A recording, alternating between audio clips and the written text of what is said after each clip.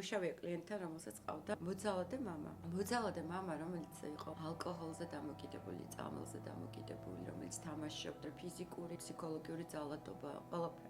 ჩემს გაოგნებას არ ქონდა საზღვარი, როდესაც თვითონ მითხრა, რომ ის საშინელი ბრაზი მაქვს, აი მახრჯობს ბრაზია და მკითხე რომ ვიზე თქვა და თან ველოდები რომ მეტყვის მამაზე.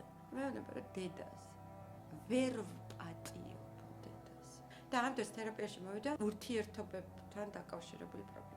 манипуляციო ურთიერთობაში, სადაც პარტნიორი манипуლირებდა, რომ იყო სულ ცუდად და რამდენი ამას წამოსვლა უნდებოდა. პარტნიორი რაღაცას ისეც აკეთებდა, რომ ეს რჩებოდა, იმიტომ რომ უნდა მოეარა ამ პარტნიორისთვის და უნდა გადაერჩინა. როდესაც მითხრა, რომ დედაზე მართლა გავუგონ, დედაზე რატო?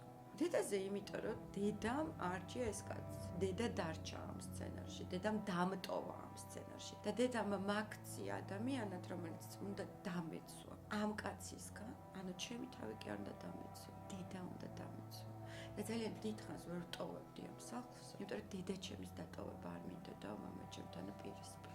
პარტნიორი შეხვდა ნაზავი დედის და მამის, სადაც იყო თან გადამრჩენელი და თან სხვა.